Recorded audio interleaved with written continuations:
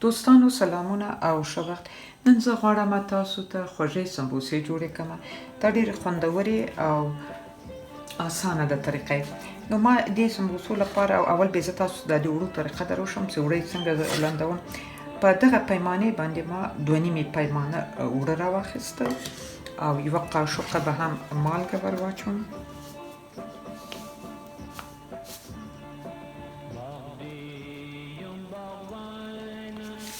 یوه قاشقه هم مالګه او یو ګیلاس اوبه مې راخیستې دي. اوبه ګورم چې څومره پکاریږي راته. اوبه یې هم نه ګرمې دي نه سړې دي، برابرې دي.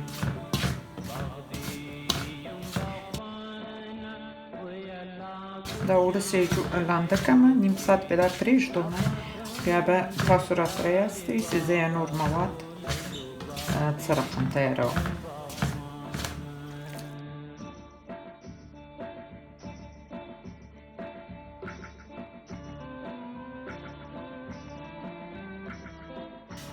فکر کوم لږ څه اوبه به نورې ور واچوم. البته اوړه یې باید پسته نه وي، اوړه یې لږ څه کلک وي چې د آش له ماشینه یې اوړه باسم از غالۍ شي.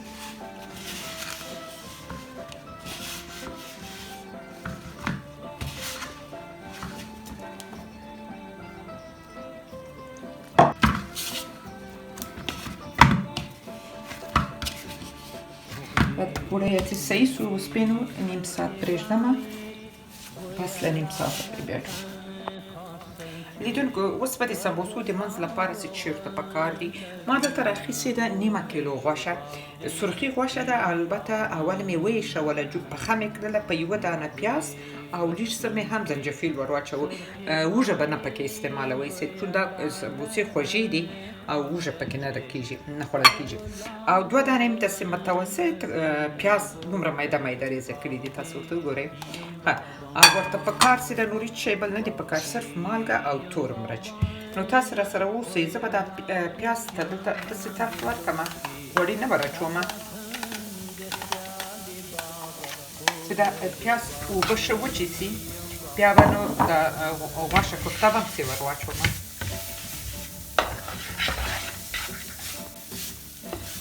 پیاز باید دومره دلته راواړوو په دې ارکاره کې. البته غوړي نه ور اچوو چې نرم سي او اوبه یې وچې سي، راکورې ورته سي رقم زیړ غوندې سو. بیا به پس له دې نه د کوفته اوس ور واچوم او دا به هم پکې لږ سره راواړوم. البته داسې هم کېږي که نه. ما خو اول غوښه یخني باندې کړله، بیا مې له ماشینه وایستله، کوفته مې کړله او اوس یې داسې سره پیازو سره اړوم. تاسې داسې هم کولی شئ، مثلا که تاسو غواړئ چې کوفته ولرئ، سره کړې غوښه نه وي تیاره کوفته ده، میده کوفته ولرئ پاشان، نو کولی شئ تاسې اول په یو دیګي کې واچوئ، یو ګیلاس اوبه ور واچوئ چې دا غوښه په دغه اوبو کې پخه سي. غوړي مه ور اچوئ چې پخه سي غوښه خپله همداسې کېږي، اعتقادا میده سوې میده غوښه ده. بیا یې دغسې په پیازو سره واړوئ. دا اوس دومره بس ده چې د پیازو اوبه خو بیخي وچې سولې. اوس به د مالګه او تور مرچ پسې ور واچوم،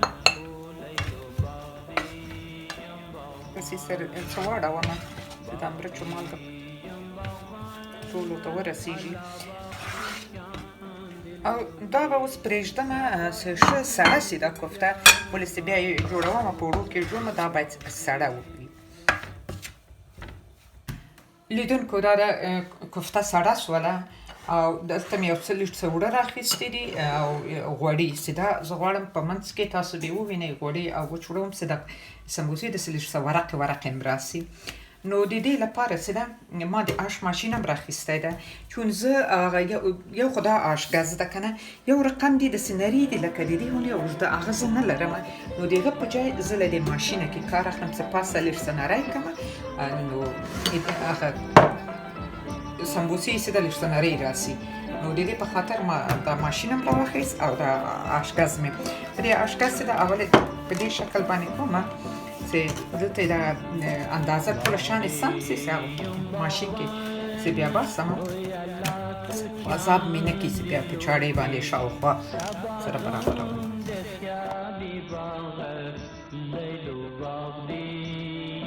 اوس بیا د منځ کې سره وروسته کوم خاص د دې په خاطر ما ماشین ته کلمه هغسې نری اشکز وی بیا ماشین ته حاجت نه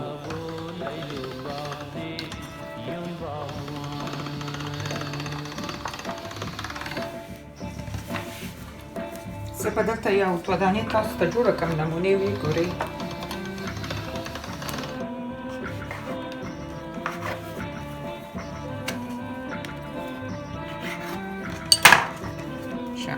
دا به اوس دلته داسې کېږدم منځ کې به یې لږ اوړه واچوو چې سره ونشنلېږي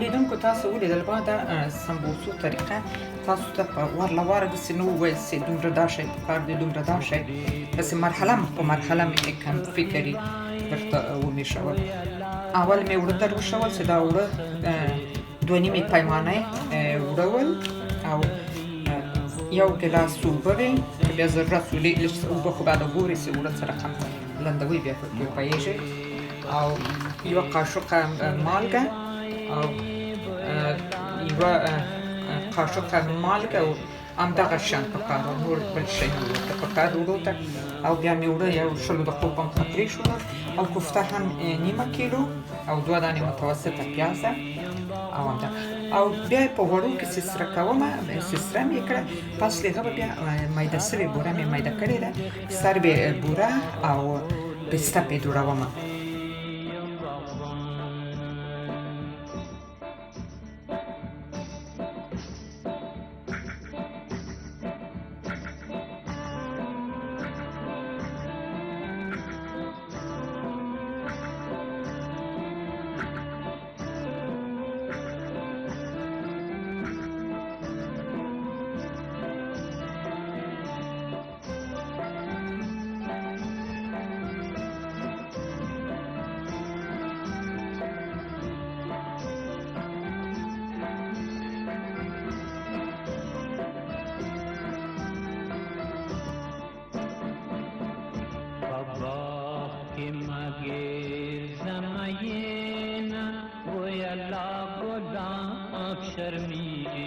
مخففان تزین لیل و باغی یم باغبان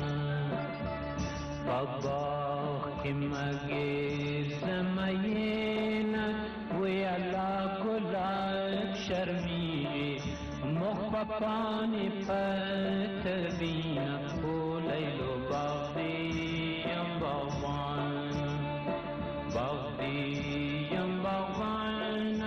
علا وقت چاند لوتی سبازند اختیار دوستانو دا د یو څه مې جوړې کړلې دا به زه دلته اوس سرې کړم چې تاسې ووینئ د اخري برخه یې او غوړي مې دلته ایښي دي غوړي نو نه ډېر باید ډېر سرې نه ډېر باید ساړه او چون دا ما داسې لږ څه ورقې جوړ کړي دي باید په ټیټ اور او لږ څه د سره کېدا وخت کې یو څه وخت ډېر غواړي په دې چې دا اوړه پکې ښه پاخه شي راسره اوسئ تر څو چې دا غوړي یو څه ګرم شي او بیا چې سرې شي نو اخري مرحله یې چې پسته او بوره به یې په سر جوړوم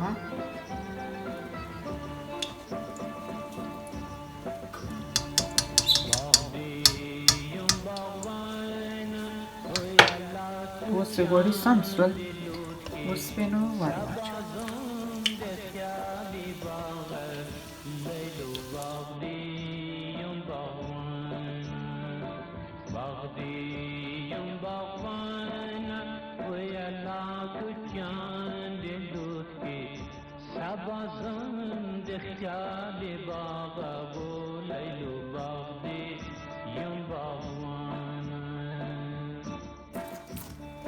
دوستانو دا د پخې سولې اوس لږ څه سړې سولې اوس پکې بوره او پسته اچوم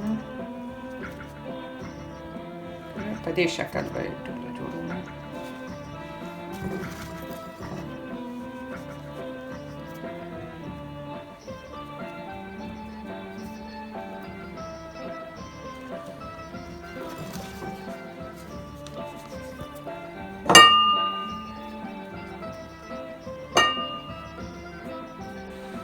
دوستانو د خوږې سمبوسې تیارې سولې. نو خدای دې کړي چې تاسو د طریقه کوم رقم ما وړاندې کړلی تاسو خوښې سوي یا طریقې باندې پوه سوي یاستئ په کومه طریقې چې ما وویل.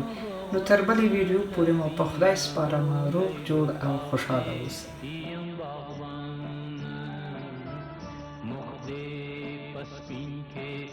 سرخی